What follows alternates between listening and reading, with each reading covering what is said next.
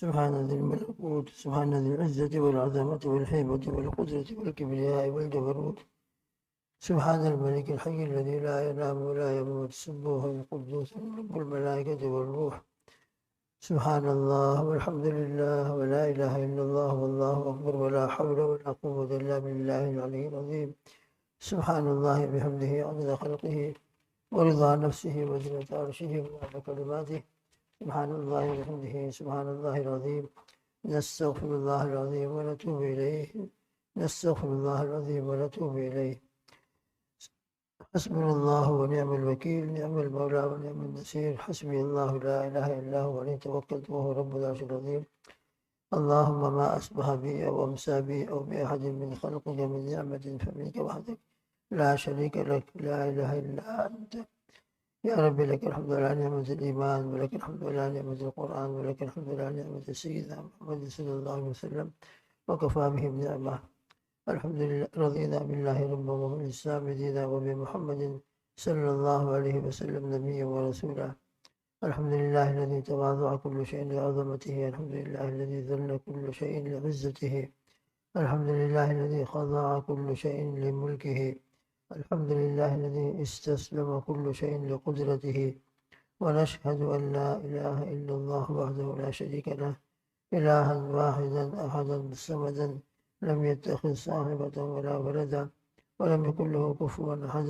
ونشهد أن سيدنا ونبينا ومولانا محمد عبده ورسوله، صلوات الله وسلامه على سيد الأولين والآخرين، إمام الأنبياء والمرسلين، قائد الغر المحجلين، سيدنا محمد وآله وأصحابه وأزواجه وأتباعه أجمعين، وبارك وسلم تسليما كثيرا كثيرا كثيرا. أما بعد، بشيء اللهم صل على محمد وعلى آل محمد كما صليت على إبراهيم وعلى آل إبراهيم إنك حميد مجيد. اللهم بارك على محمد وعلى آل محمد كما باركت على إبراهيم وعلى آل إبراهيم إنك حميد مجيد. جزا الله عنا سيدنا محمد صلى الله عليه وسلم ما هو أهله. اللهم صل على سيدنا محمد أفضل صلواتك وأشرف صلواتك بعدد معلوماتك ومداد كلماتك، كل ما ذكره الذاكرون وكل ما غفل عن ذكره الغافلون. وصل على جميع الأنبياء والمرسلين وعلى ملائكة المقربين، وصل على جميع المؤمنين والمؤمنات والمسلمين والمسلمات. بزرگان محترم، عزیز دوست بزرگوں، ہمارا جو مذاکرہ چل رہا ہے ربنا لا تزغ قلوبنا بعد إذ هديتنا إلى آخره، اس آیت شریفہ پر بات چلی تھی کہ قلب جو ہے ہمارا، اللہ نے جب ہدایت دے دی اور اللہ نے الحمدللہ ایمان عطا فرمایا، اپنے گھر میں بلا کر سجدہ اور نماز کی توفیق عطا فرمائی، اور دوسرے اعمال صالحہ قرآن پاک کی تلاوت ذکر وغیرہ اللہ پاک اس کی توفیق عطا فرما رہے ہیں، تو اللہ سے ہمیشہ دعا کرتے رہنا چاہیے کہ اللہ ان تمام ایمان اعمال اور طبیعت کے اس نرمی اور اس کیفیت کے اوپر ہمیشہ قائم رکھنا. ہم سے یہ ایمان اور ہدایت اور دوسرے جو اعمال ہیں اور اسی طرح سے اخلاق ہیں ان کو ہمارے قلب سے نکال مت دینا، ہمارے گناہوں کی وجہ سے ہم سے یہ نعمت چھین مت لینا. اے اللہ، ہم اپنے گناہوں کا اعتراف کرتے ہوئے معافی مانگتے ہیں اور ان نعمتوں میں اور برکت عطا فرمائیے اور اس میں اور زیادتی نصیب فرمائیے. اسی پر بات چلی تھی کہ قلب جو ہے انسانی جسم کے اندر بادشاہ کی طرح ہے، اور اس کی حکومت اور اس کی حکمرانی پورے جسم کے اوپر چلتی ہے. دل میں جو ارادہ ہوتا ہے انسان کی تمام اعضاء اسی وقت حرکت میں آ جاتے ہیں. دل کا ارادہ ہوا کہ مسجد میں جانا ہے، پورا جسم تیار، پوری باڈی تیار، آنکھیں، ہاتھ اور پیر، اور مسجد کی طرف الحمدللہ ہم روانہ ہو گئے. پہلے دل کا ارادہ ہوتا ہے، دل کی نیت ہوتی ہے، دل فیصلہ کرتا ہے کہ یہ کام کرنا ہے تو الحمدللہ پورا جسم اس کی تابع داری کرتا ہے. اور جب دل انکار کرتا ہے کہ یہ کام نہیں کرنا ہے تو انسان بیٹھا رہتا ہے. معلوم ہوتا ہے کہ دل جو ہے بادشاہ ہے، اور دل جب بادشاہ اچھا ہوگا، اس کے خیالات اچھے ہوں گے، دل صالح ہوگا، قلب سلیم ہوگا، تو پھر ہمارے جسم سے نکلنے والے اعمال جو ہیں وہ بھی بہت اچھے ہوں گے. انشاءاللہ پھر ہماری ذات سے کسی کو تکلیف نہیں پہنچے گی، ہماری زبان سے کسی کو تکلیف نہیں پہنچے گی، دل میں تکبر نہیں ہوگا. تو بہرحال اسی پر بات چلی تھی کہ دل کے اندر جو بیماریاں ہیں اس سے ہم اپنے دل کو پاک کرنے کی کوشش کریں۔ دل کی بیماریوں کے اندر بہت بڑی بیماری، بلکہ یوں کہنا چاہیے ایک ہوتا ہے ہمارے جسم کا کینسر، اللہ سب کی حفاظت فرمائے۔ انسان کو کینسر ہو جائے کتنی فکر ہو جائے اور کتنی اس کے لیے علاج کرتا ہے، لیکن دل کا جو یہ کینسر ہے، تکبر ہے، عجب ہے اور دوسری بیماریاں ہیں، اللہ ہم کو اس کی طرف بھی توجہ کی توفیق عطا فرمائے۔ جیسے پہلے ذکر کیا گیا تھا، دنیا کی بیماریاں آتی ہیں تو اس کی برکت سے گناہ معاف ہوتے ہیں، شہادت کا درجہ ملتا ہے، اور اللہ پاک دنیا میں گناہ سے پاک صاف کر دیتے ہیں۔ اور دل کی بیماریاں اگر باقی رہیں تو ان بیماریوں کے نتیجے کے اندر ہمارے اعمال ختم ہو جاتے ہیں، ادھر نیکیاں بڑھتی ہیں اور یہاں ہمارے اعمال جو ہم کر رہے ہیں، مجاہدے کر کے نماز پڑھ رہے ہیں، حج کر رہے ہیں، عمرہ کر رہے ہیں، یہ دل کے تکبر کے نتیجے میں اللہ نہ کرے وہ ضائع ہو جائے۔ حسد اور جلسی سے اعمال بالکل برباد ہو جاتے ہیں۔ لہٰذا ہم کو اپنے قلب اور اپنے دل کی بھی ہمیشہ فکر کرنا چاہیے کہ میرے دل کے اندر حسد نہ ہو، جلسی نہ ہو، کسی کی نفرتیں نہ ہو، تکبر نہ ہو۔ تو تکبر کی بات چلی تھی، اپنے آپ کو بڑا سمجھنا، دوسرے کو حقیر سمجھنا، یہ تکبر ہے۔ اور دوسرے کو حقیر نہ سمجھ رہا ہو لیکن اپنے آپ کو کچھ سمجھ رہا ہو کہ میں یوں ہوں، میں یوں ہوں، اور میرے اندر یہ کمال ہے، یہ کمال ہے، یہ کمال سب اللہ کا دیا ہوا ہے، اللہ ہی نے عطا کیا ہے، تو ہم کو یہ صلاحیت ہے اور یہ کمال اور یہ ڈگریاں ملی ہے اور یہ مال اور یہ عہدہ ملا ہے، ورنہ اللہ نہ چاہتے تو کیا ہوتا، کچھ بھی نہیں ہوتا۔ لہٰذا سب اللہ کی دین ہے، اس پر اللہ کا شکر ادا کریں۔ یہ تکبر یہ بہت خطرناک بیماری ہے۔ اس بیماری اور اس تکبر کے نتیجے میں انسان بڑے بڑے دوسرے گناہوں میں مبتلا ہو جاتا ہے۔ اسی تکبر کے نتیجے میں دل میں حسد پیدا ہوتا ہے، اسی تکبر کے نتیجے میں آپس میں جھگڑے ہوتے ہیں۔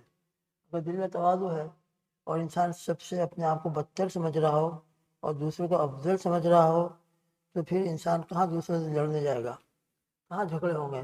یہ جھگڑے اسی بنیاد پر ہے کہ اس سے مجھے یوں کیوں کہا، میں ایسا ہوں، میرے تو یہ کیا اسٹیٹس ہے میرا، اور میرا یہ اسٹینڈرڈ ہے زندگی کا، میرا یہ عہدہ ہے، اور پھر اس نے میرے شان میں یہ گستاخی کر دی، بس اسی پر جھگڑے شروع ہوتے ہیں۔ اسی کے اوپر نہ معلوم کہاں کہاں سے بات پہنچتی ہے۔ اگر انسان کے اندر تواضع ہو، اللہ کے نبی صلی اللہ علیہ وسلم کو ہم سوچ لیا کریں تھوڑی دیر کے لیے کہ ہمارے حبیب صلی اللہ علیہ وسلم کو کفار مکہ نے کیا کیا نہیں کہا ہے، منہ پر آ کر کہتے تھے۔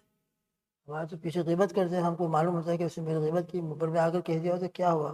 ایک مرتبہ ہمارے دوست کے ساتھ یہ بات ہو رہی تھی، اس کا کسی کے ساتھ جھگڑا چل رہا تھا، اللہ نے دل میں ایک بات ڈالی اور ان سے ایک بات کہی، ماشاء اللہ اس کی وجہ سے ان کا دل بہت نرم ہو گیا۔ میں نے کہا دیکھو، انہوں نے آپ کے بارے میں کچھ کہا اور یہ ہے، یہ ہے، وہ ہے، وہ ہے، آپ کو تکلیف پہنچی، بے شک تکلیف پہنچی، میں نہیں کہتا کہ انہوں نے اچھا کام کیا ہے، ان کو بھی سوچنا چاہیے، لیکن ذرا سا ہم یہ غور کر لیں، ذرا سی سوچ لیں کہ ہمارے حبیب صلی اللہ علیہ وسلم کو کیا کیا تکلیفیں نہیں پہنچائی گئی۔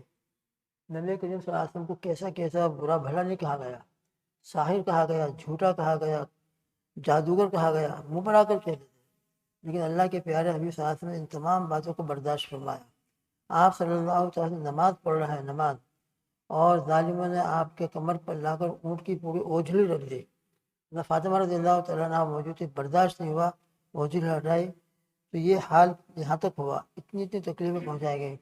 لیکن نبی کریم صلی اللہ علیہ وسلم جو ہم سب کے محبوب ہیں، ہمارے شفیع ہیں، جن کی شفاعت کی ہم کو امید ہے، جن کے اخلاق کے ہم یہ کہتے ہیں کہ اخلاق نبوی صلی اللہ علیہ وسلم کو اختیار کریں، تو ان تکلیفوں کو ہم ذرا غور کریں، ذرا سوچیں، تو ان تکلیفوں کے مقابلے میں جو ہمارے اوپر جو تکلیفیں ہیں اور آپ کے بارے میں، میرے بارے میں جو باتیں انہوں نے کہی ہیں اس سے کم درجے کی ہیں۔ لیکن جب نبی کریم صلی اللہ علیہ وسلم نے ان باتوں کو برداشت فرمایا اور کوئی بدلہ نہیں لیا، کوئی انتقام نہیں لیا، بلکہ معاف فرماتے رہے، معاف فرماتے رہے، معاف فرماتے رہے، تو اللہ کے نبی صلی اللہ علیہ وسلم سے بڑھ کر ہمارے لیے کون اسوہ ہوگا، نبی کریم صلی اللہ علیہ وسلم سے بڑھ کر ہمارے لیے کون فالوور ہوگا۔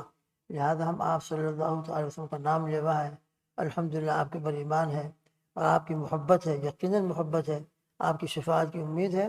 لہذا آپ صلی اللہ علیہ وسلم کے صدقے میں ہم ان تکلیفوں کو معاف کر دیں اور ان سے درگزر کر دیں، لیٹ گو کر دیں۔ انشاءاللہ معاف کرنے سے آپ کی عزت بڑھے گی اور یہ جھگڑے ختم ہو جائیں گے، ورنہ آپ کچھ کہو گے، وہ کچھ کہے گا، جھگڑے بڑھتے رہیں گے اور شیطان کو موقع ملتا رہے گا اور جھگڑوں کو بڑھاتا رہے گا۔ اس موقع پر اگر آپ نے ان کی باتوں کو معاف کر دیا اور انتقامی جذبہ جو آپ کے اندر اس وقت کار فرما ہو رہا ہے کہ میں یہ بدلا لوں، میرے بارے میں یہ کہا، یہ کہا، اگر آپ برداشت کر لیں گے اور اللہ کے لیے معاف کر دیں گے اور اللہ کے پیارے حبیب صلی اللہ علیہ وسلم کی سنتوں کو سامنے رکھ کر اپنے اخلاق کا مظاہرہ کریں گے، انشاءاللہ اس کی برکت سے اللہ تعالیٰ آپ کو عزت عطا فرمائیں گے، جھگڑے ختم ہو جائیں گے اور معاملہ دب جائے گا اور انشاءاللہ فتنہ نہیں پڑے گا۔ الحمدللہ سبحان اللہ، اللہ نے کسی دن بات ڈالی اور بہت بڑا فتنہ ہونے سے دب گیا، اور جھگڑا جو ہونے والا تھا الحمدللہ فیملی کے اندر، خاندان کے اندر پھوٹ پڑنے والی تھی، کہ اللہ سبحانہ و تعالیٰ نے اس کی برکت سے بچا لیا۔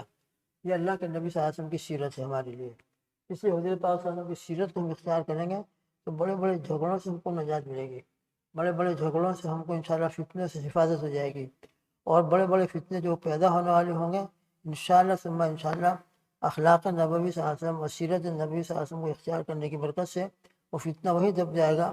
ورنہ اگر میں نے کچھ کہہ دیا، اس نے کچھ کہہ دیا، تو وہ دبنے والا نہیں ہے، بلکہ شیطان اور بڑھائے گا۔ شیطان تو چاہتا ہی ہے، اور بعض انسان جو انسان نما شیطان ہوتے ہیں وہ بھی چاہتے ہیں کہ ان کے آپس کے اندر جھگڑے بڑھتے رہیں اور وہ تماشا دیکھتے رہیں، اور ان جھگڑوں کے نتیجے کے اندر وہ خوش ہوتے رہیں۔ تو نہ ایسے شیطانوں کو خوش کرو اور نہ ایسے دشمنوں کو خوش کرو، اللہ کو خوش کرو۔ اللہ کے حبیب صلی اللہ علیہ وسلم کو خوش کرو گے تو انشاءاللہ تمہاری دنیا بھی بنے گی، آخرت بھی بنے گی، اور دنیا کے ان فتنوں سے، جھگڑوں سے نجات ملے گی، چین سکون ہوگا۔ ورنہ یہ فتنے ختم نہیں ہوں گے، جھگڑے ختم نہیں ہوں گے۔ تو جو فتنوں کی جڑ جو ہوتی ہے وہ تکبر ہوتی ہے۔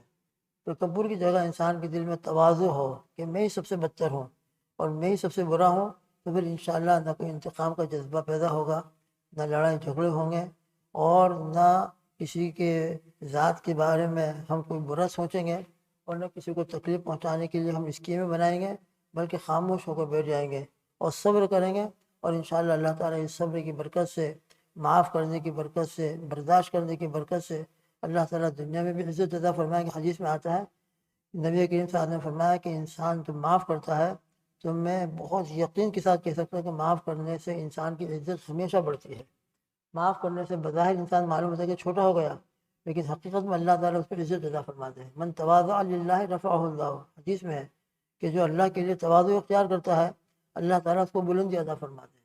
تھوڑی دیر کے لیے چھوٹا ہوتا ہے، مگر حقیقت میں اللہ تعالیٰ اس کو پھر ایسی بلندی، ایسی عزت عطا فرماتے ہیں کہ دشمن بھی دوست بن جاتے ہیں، اور دشمن بھی اس کے ماشاءاللہ ہمدرد بن جاتے ہیں، اور اس کے واقعات ہیں۔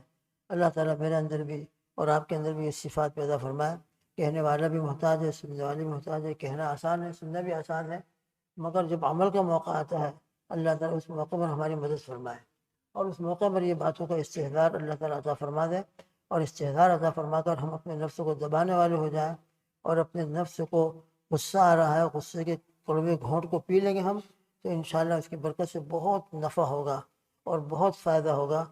اللہ پاک ان باتوں کی صحیح سمجھ عطا فرمائے، اور رب ذوالجلال ہم سب کو، پوری امت کو ان باتوں پر عمل کی توفیق عطا فرمائے۔